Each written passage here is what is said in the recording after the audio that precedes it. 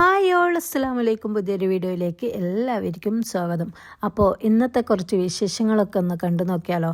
അപ്പോൾ എല്ലാവരും ഫുള്ളായിട്ട് വീഡിയോ ഒന്ന് കാണാം. അങ്ങനെ ഇതാ രാവിലെ തന്നെ എണീറ്റിട്ട് 7 മണിക്ക് തന്നെ അടുക്കളയിലേക്ക് വന്നിട്ടുണ്ട്. ഒരു ഗ്ലാസ് കട്ടൻ ചായ കുടിച്ചിട്ടാണ് ഇന്ന് സ്റ്റാർട്ട് ചെയ്യുന്നത്. പിന്നെ ഇതാ ഞാൻ വെള്ളം ഉരുക്കാൻ വേണ്ടി വെക്കുന്നുണ്ട്. ഒരു പാത്രത്തിലേക്ക് 1.5 കിലോ വെള്ളമുണ്ട്, കുറച്ച് വെള്ളം കൂടെ ചേർത്തിട്ട് ഗ്യാസിന്മേൽ വെക്കുന്നുണ്ട്. ഇന്ന് കാരയപ്പത്തിന് ഓർഡർ ഉണ്ട്, അതുകൊണ്ടാണ് വെള്ളം ഉരുക്കാൻ വേണ്ടിയിട്ട് വെക്കുന്നത്. പിന്നെ അതിനുള്ള കോത് എന്ന് പറയും നമ്മളവിടെ. അതിന് ഒരു പാത്രത്തിൽ ഞാൻ അടുപ്പത്ത് ചോറിന് അരിയിട്ടിട്ടുണ്ട്. അത് അവിടെ നിന്ന് തിളച്ചുകൊണ്ടിരിക്കുന്നുണ്ട്. അത് അവിടെ നിന്ന് റെഡിയാകുന്ന സമയം കൊണ്ട് ഞാനിതാ കുറച്ച് പിരിയാട് ഉണ്ടാക്കിയെടുക്കുന്നുണ്ട്.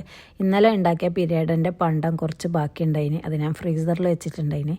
പിന്നെ ഇന്ന് എൻ്റെ മോന് അവൻ്റെ ക്യാമ്പസിലേക്ക് പോകുന്നുണ്ട്. അപ്പോൾ അവന് കൊണ്ടുപോകാൻ കുറച്ച് സ്നാക്സ് കൊടുക്കാമെന്ന് വിചാരിച്ച് അതിന് വേണ്ടിയിട്ട് ഞാൻ പിരിയാട് ഉണ്ടാക്കിയെടുക്കുന്നത്. അതുകൊണ്ടാണ് ഇന്ന് ഞാൻ നേരത്തെ അടുക്കളയിലേക്ക് കയറിയത്.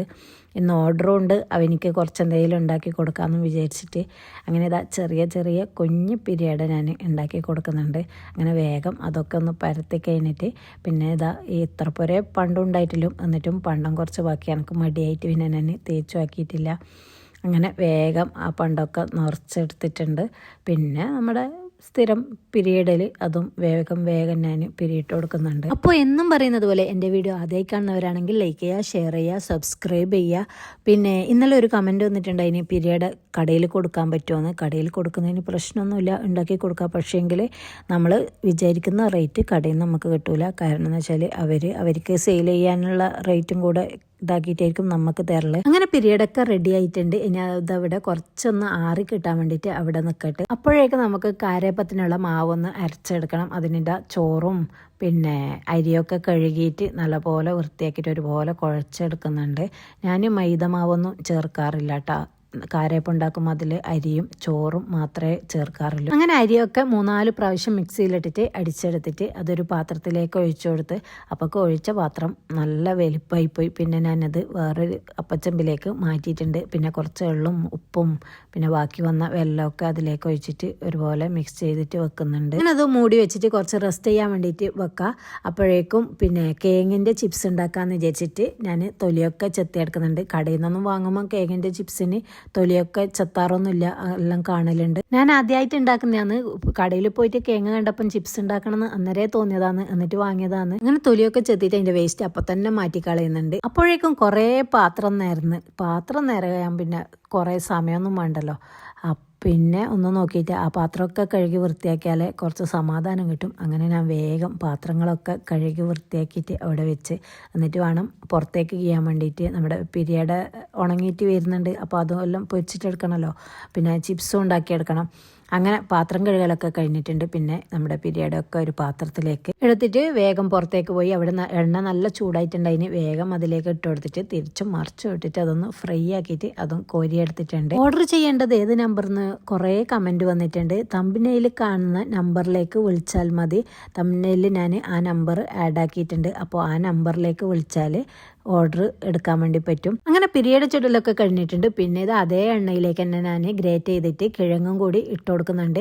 അതിലേക്ക് തന്നെ ഗ്രേറ്റ് ചെയ്ത് ഇട്ട് കൊടുക്കുന്നതാണ്. അങ്ങനെ ചെയ്തിട്ടില്ലെങ്കിൽ പ്രശ്നമൊന്നുമില്ല. ഞാൻ ആദ്യം അതിൽ ഒട്ടിപ്പിടിക്കുമെന്നില്ല നിലക്ക് ഞാൻ അതിലേക്ക് തന്നെ ചെത്തിയിട്ട് കൊടുത്തതാണ്. പിന്നെ ഞാൻ പാത്രത്തിലേക്ക് ഗ്രേറ്റ് ചെയ്തിട്ടിട്ട് അതിലേക്ക് ഇട്ടതാണ്. ഇതാ നല്ല കറുമുറ ആവുമ്പോൾ സൗണ്ട് വരുമ്പം കോരിയെടുക്കുക. നല്ല അടിപൊളി ടേസ്റ്റ് ചെയ്യുന്ന. അതിലേക്ക് കുറച്ച് ഉപ്പ് വെള്ളം കൂടെ ഞാൻ ഇടയ്ക്ക് ഒഴിച്ചു കൊടുത്തിട്ടുണ്ട് കേട്ടോ. ഓരോ ട്രിപ്പ് ഇടുമ്പോൾ അതിലേക്ക് 1/2 സ്പൂണ് ഉപ്പ് വെള്ളം കൂടി അതിലേക്ക് ഒഴിച്ചു കൊടുക്കുന്നുണ്ട്. കൈയെടുക്കാണ്ട് തുടരെ ഇളക്കിക്കൊണ്ടിരിക്കണം കേട്ടോ. നൈസായിട്ട് മുറിച്ചതാണെങ്കിലും കൂടി കുറച്ച് ടൈം എടുക്കുന്നുണ്ട് ഇത് മൊരിഞ്ഞ് കിട്ടാൻ വേണ്ടിയിട്ട്. അങ്ങനെ ചിപ്സ് ഉണ്ടാക്കലും കഴിഞ്ഞിട്ടുണ്ട്. ഇനി അതേ അടുപ്പിലേക്ക് ഞാൻ ചോറിനുള്ള വെള്ളം വെച്ച് കൊടുക്കുന്നുണ്ട്. ഇന്ന് വെള്ളിയാഴ്ച ആണ്, എന്നാലും ഞാൻ ചോറാണ് വെക്കുന്നത്. പിന്നെ ഇതാ മീൻ ആവോലി കിട്ടിയിട്ടുണ്ട്. അതൊരു 3 എണ്ണ കിട്ടിയിട്ടില്ല. 1/2 കിലോന് പറഞ്ഞിട്ട് അവന് മറന്നുപോയി. എന്നിട്ട് ബാക്കിയായ 3 മീൻ കൊണ്ട് തന്നിട്ട് നമുക്ക് കറിക്ക് അത്ര മതി, കുറച്ചേ കറി വേണ്ടു.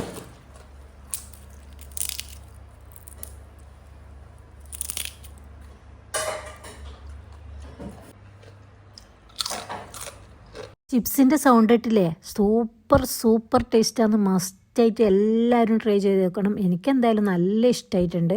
പിന്നെ പിന്നെ ഇതാ ഞാൻ ഈത്തപ്പഴ കുംസും കൂടി ഉണ്ടാക്കി കൊടുക്കുന്നുണ്ട് മോനി. ഞാൻ യൂട്യൂബിൽ ഈ നിലയിലേക്ക് എത്തിയിട്ടുണ്ടെങ്കിൽ അതിന് പ്രധാന പങ്ക് വഹിച്ചത് നമ്മുടെ ഈത്തപ്പഴ കുംസാണ്. കാരണം ഈത്തപ്പഴ കുംസ് ഇട്ടതിന് ശേഷമാണ് എനിക്ക് ഒരുപാട് സബ്സ്ക്രൈബർ കിട്ടിയത്. 4.5 ലക്ഷത്തിന് അടുത്ത് ആൾ കണ്ട ഒരു ഐറ്റംസാണ് നമ്മുടെ ഈത്തപ്പഴ കുംസ്.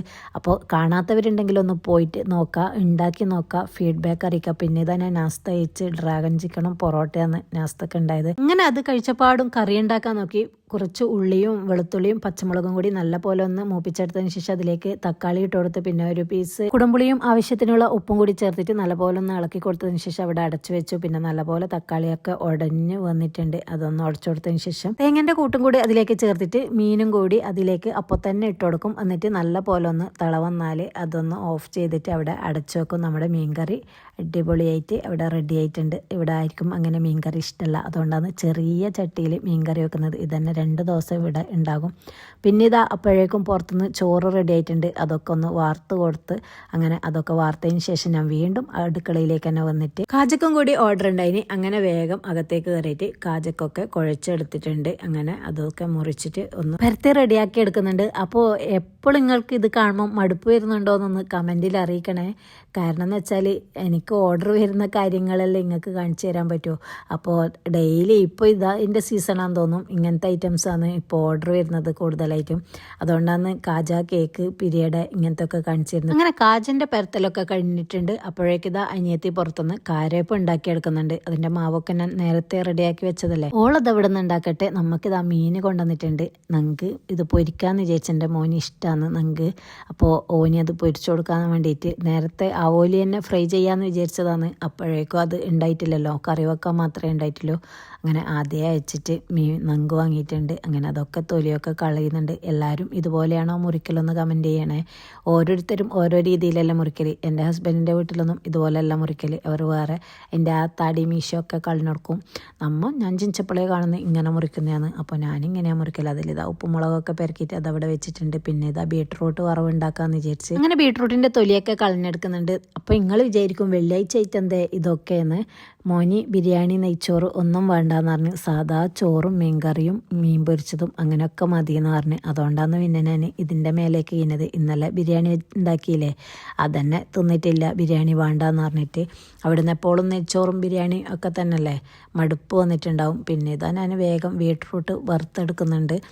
പിന്നെ അതിൽ വെളുത്തുള്ളിയും നീരുള്ളിയും പിന്നെ പച്ചമുളകും മഞ്ഞൾപ്പൊടിയും പിന്നെ ഉപ്പ് ഒക്കെ ചേർത്തിട്ടുണ്ട്. പിന്നെ ഇതാ മീനും അവിടെ ഫ്രൈ ചെയ്യാൻ വേണ്ടിയിട്ട് വെച്ചിട്ടുണ്ട്. കുറച്ച് എണ്ണ അധികമായിപ്പോയി ഫ്രൈ ചെയ്യാൻ വെച്ചത്. സാരമില്ല, വേഗം മുരിഞ്ഞ് കിട്ടും. ഒരടുപ്പത്ത് മീൻ ഫ്രൈ ചെയ്യാൻ വെച്ചിട്ടുണ്ട്. ഒരടുപ്പത്ത് ഇതാ ബീട്രൂട്ട് വറവ് ഉണ്ടാക്കുന്നുണ്ട്. ഒരടുപ്പത്ത് മീൻ കറി റെഡി ആയിട്ട് അവിടെ ഇറക്കി വെച്ചിട്ടുണ്ട്. അങ്ങനെ എല്ലാം റെഡി ആയിട്ടുണ്ട്. അപ്പോഴേക്ക് ഇതാ കാരയപ്പം പകുതിയിലധികം ചുട്ടിട്ട് റെഡി ആയിട്ടുണ്ട്. ഓളങ്ങോട്ടെവിടെയോ പോയിട്ട് അത് കരിക്കുട്ടനായിട്ടുമുണ്ട്. കാരയപ്പത്തിൻ്റെ റെസിപ്പി വേണമെങ്കിൽ ഷോർട്സ് വീഡിയോ ഞാൻ ഇട്ടിട്ടുണ്ട് കേട്ടോ. അപ്പോൾ എല്ലാവരും ഒന്ന് പോയി നോക്കാം, വീഡിയോ കാണാം. പിന്നെ ഇതാ ഞാൻ നേരത്തെ പരത്തി വെച്ചിട്ടുണ്ടായിട്ടില്ലേ കാജക്ക്, അതൊക്കെ ഒന്ന് മുറിച്ച് കൊടുക്കണം. ഓള് കാരയപ്പം ചുട്ട് കഴിയുമ്പോൾ നമുക്ക് കാജൻ്റെ മുറിച്ചതും ഓക്ക് കൊടുത്താൽ ഓളെന്താക്കും, ഫ്രൈ ചെയ്യും. അങ്ങനെ അതൊക്കെ ഞാൻ ഷടപടെ ഇങ്ങനെ മുറിച്ചെടുത്തിട്ടുണ്ട്. എൻ്റെ പണി ഇനിയും തീർന്നിട്ടില്ല. അങ്ങനെ ഞാൻ മുറിച്ചതൊക്കെ അവിടെ വെച്ചിട്ട് വേഗം ഇസ്തിരി ഇടാൻ വേണ്ടിയിട്ട് പോയി. മോൻ്റെ ഡ്രസ്സിനൊക്കെ ഇസ്തിരി ഇട്ട് കൊടുക്കണം. അങ്ങനെ ഞാൻ വേഗം മുകളിൽ പോയി ഡ്രസ്സിനൊക്കെ ഇസ്തിരി ഇട്ട് കൊടുക്കുകയെന്ന്. പിന്നെ എനിക്ക് ഏറ്റവും ഇഷ്ടമില്ലാത്ത ഒരു പണിയാണ് ഇസ്തിരി ഇടൽ. എന്നെ കൊല്ലാൻ കൊണ്ടുപോകുമ്പോഴാണ് എൻ്റെ ഡ്രസ്സിന് തന്നെ ഞാൻ ഇസ്തിരി ഇടാൻ ഭയങ്കര മടിയാണ്. അത്രക്കും ചുളിഞ്ഞിട്ടെല്ലാം ഉണ്ടെങ്കിൽ മാത്രമേ ഞാൻ എൻ്റെ ഡ്രസ്സിന് തന്നെ ഇസ്തിരി ഇടും.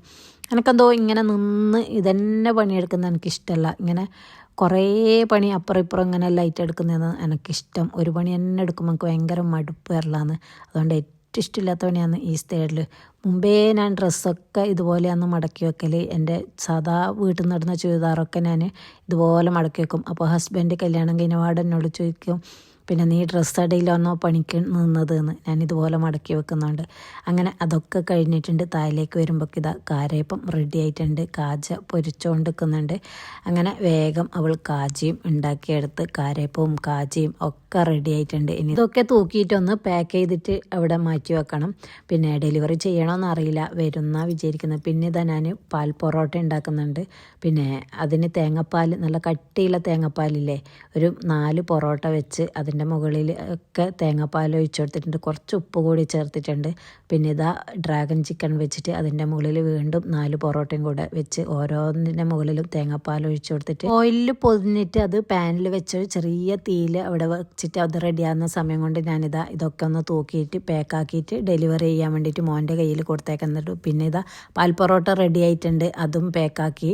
പിന്നെ ഇതാ നമ്മുടെ കിഴങ്ങിൻ്റെ ചിപ്സും ഈത്തപ്പഴക്കുംസും പിന്നെ ബിരിയാണിയും പിന്നെ കാജയിൽ കുറച്ച് ബാക്കിയുണ്ടായിന്, അതും കൂടി അവന് കൊടുത്ത് എല്ലാം അവൻ്റെ ബാഗിൽ പാക്ക് ചെയ്ത് കൊടുത്തിട്ട് ഇങ്ങനെ അവനെ കൊണ്ടാക്കാൻ വേണ്ടിയിട്ട് പോയി. അപ്പോൾ ഇത്രയൊക്കെ തന്നെയുള്ളൂ ഇന്നത്തെ വിശേഷങ്ങൾ. പുതിയ വിശേഷങ്ങളുമായി വീണ്ടും വരുന്നത് വരേക്കും ബൈ.